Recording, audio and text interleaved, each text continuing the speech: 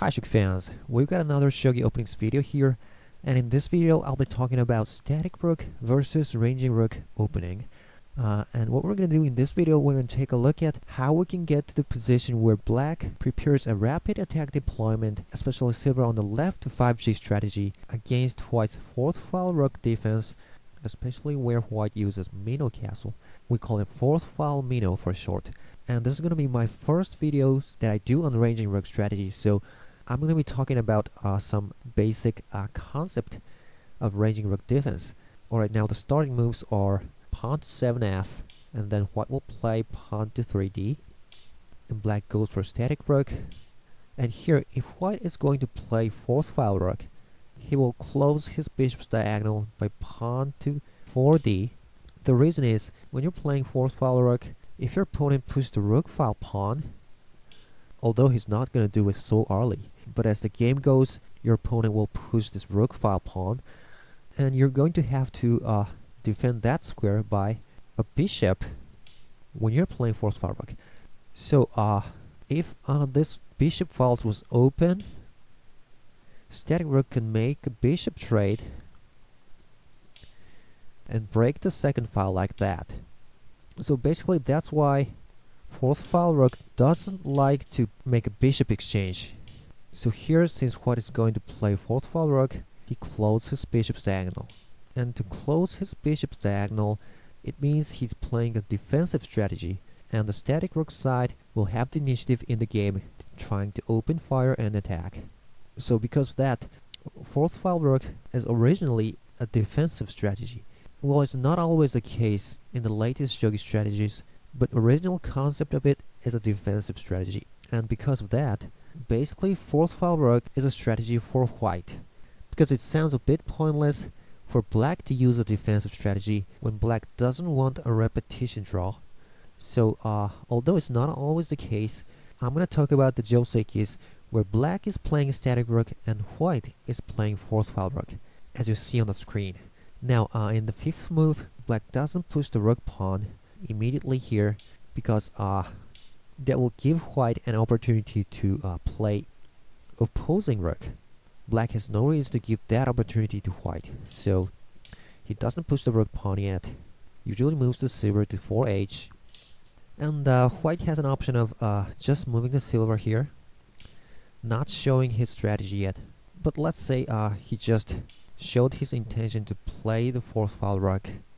So rook to 4b, and if your opponent is playing 4th-file rook, basically you should push the 5th-file pawn, making a developing way to the silvers, and a way to protect this square against rook's attack, or even go ahead and attack in the 3rd file. And moving orders from here can be arbitrary. It really doesn't matter. You don't have to push the pawn here.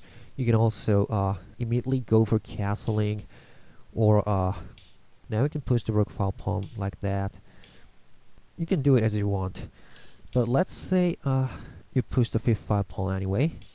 Now from here, the white's moving order from here is not the latest joseiki order, because if I just show you the latest moving order here, it's going to just make you confused. So instead, I'll show you an example of an old joseiki first, and then show you the latest one.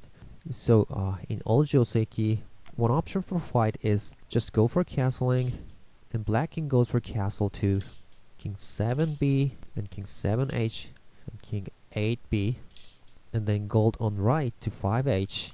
Now black's king is in a boat castle, and at this position, white has an option of going for anaguma, like that, but let's not go into that. What I'm going to show you here is Mino castle, so he moves the silver to 7b, and then let's say black pushed the 3rd-file pawn, and silver to 3b. The moving order doesn't have to be so precise here. Let's say black pushed the rook file pawn here. White has to protect the 2nd file by the bishop, and then black moves the silver to 6h, an important move for silver on the left to 5g strategy. Now usually after white's king is castled in Mino castle, white will open this edge pawn to 9d, making escaping route for the king. And if white does so, Usually, black pushes the edge file 2 to 9f. If black doesn't immediately push the edge pawn, white will have an option of keep pushing the pawn like that, taking out the possibility for black to push the edge file pawn anymore. But actually it's not so simple. Pushing the edge file pawn 2 steps like this can be sometimes just a waste of moves if black made a really fast attack. But usually black will immediately push the edge file pawn 2. And it's also possible that black pushes the edge pawn first and then white pushes back. It doesn't really matter. And you know, edge file pawn structure is one of the very difficult things in Shogi, because it makes a lot of differences to Shogi strategies, because black can start a battle with the edge file's pawn pushed like that, but also black can choose not to wait for it and maybe open fire without the edge pawn pushed. So even the main attacking procedure is the same, we have many variations for it where the edge pawn structures are different, because you see, if you look at the 9th file pawn, actually there are 6 possible structures. This is 1 and 2, 3 and 4, 5 and 6. 6 patterns on the left, and the same thing can be said on the right edge. So that means we have 6 times 6, 36 patterns of edge pawn structure. So it's really complicating. Now, what differences does edge pawns make? Well, basically, it makes a king's escaping route, for one. But here, white also has a bad side about this, because now black can have an opportunity to make an edge attack like this. And if the edge pawns are not pushed, both players have an opportunity to drop a piece to the edge file, for instance, like this. And in the right edge, you see white's bishop can go to here. But if you push the edge file pawns, both players cannot do those kind of things anymore. Alright, but anyway, let's say both players have pushed the 9th file pawn and take a look at the joseki, because that's mostly the case. Now here, white finished up his castle, and then black moves his left silver to 5g. Now this is the basic position of black's rapid attack strategy called silver left to 5g rapid attack. Now basic idea of this strategy is to try to attack the 3rd file, which is white's bishop's weak point, and also the 2nd file with the help of this silver.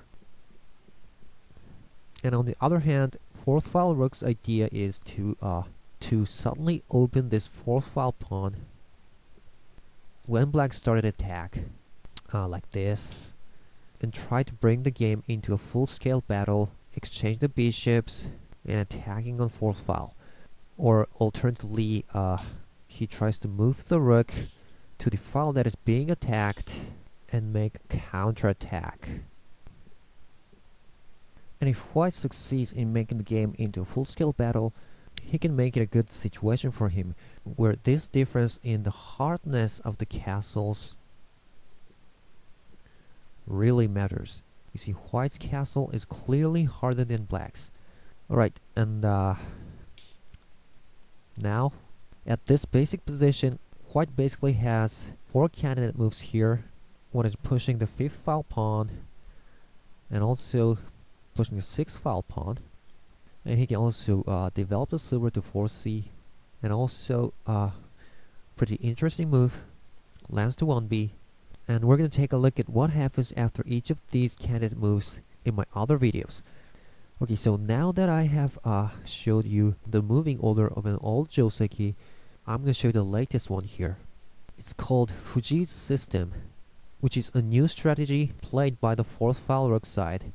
In the latest shogi, static rook's rapid attack against 4th file rook thought to be not so good, because usually the ranger rook side deliberately managed to bring the game into a full-scale battle, and it becomes a tough position for static rook. because his castle, both castle, is too weak.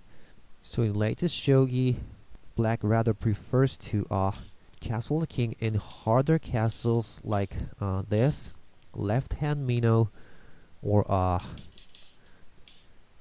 an even harder one, right, Anaguma. And if static rook can castle in Anaguma, it's gonna be a tough situation for ranging rook.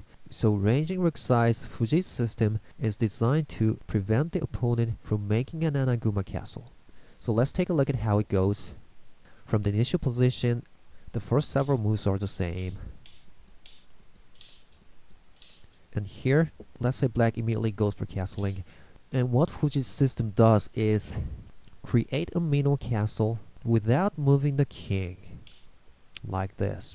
And then he pushes the edge file pawn very early, and what he's doing here is asking the static rook side, are you going for Anaguma or not?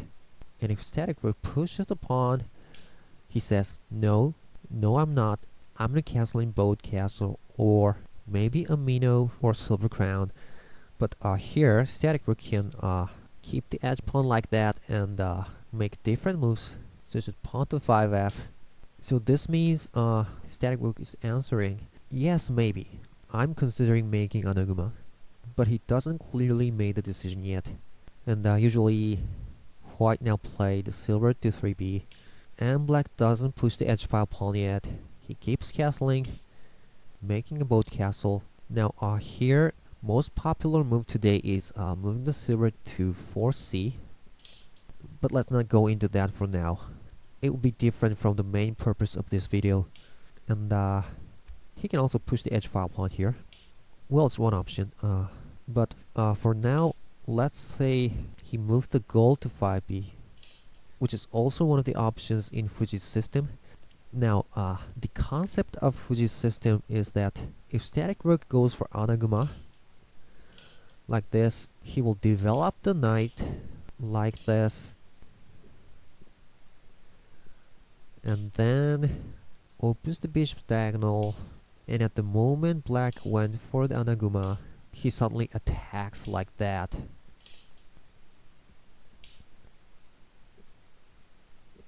Also making use of these pieces, and he keeps the king in 5a. When he makes this kind of attack, the king is safer here than when it's in the Mino castle. So let's go back to this position where white moved the gold. Now what we're focusing today is a rapid attack made by static rook. So now black's gonna make a preparation for rapid attack.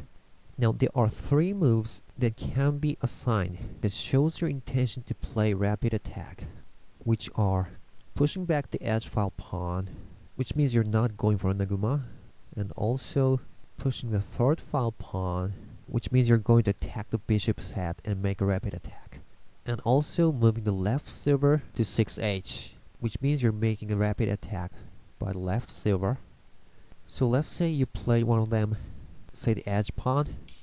Now once white sees that black is going to play rapid attack, he immediately castles his king into the Mino castle, which is already built for him, like that. And let's say you push the rook file pawn here, bishop defense, and silver to 6h, the king castles, and look at this. It has finally come to exactly the same position I've shown. So anyway, try to remember this position as the basic position of a rapid attack strategy against 4th-file Mino defense. Alright, this video might have been a bit difficult one, but I hope it's been a help, and I'll see you next time.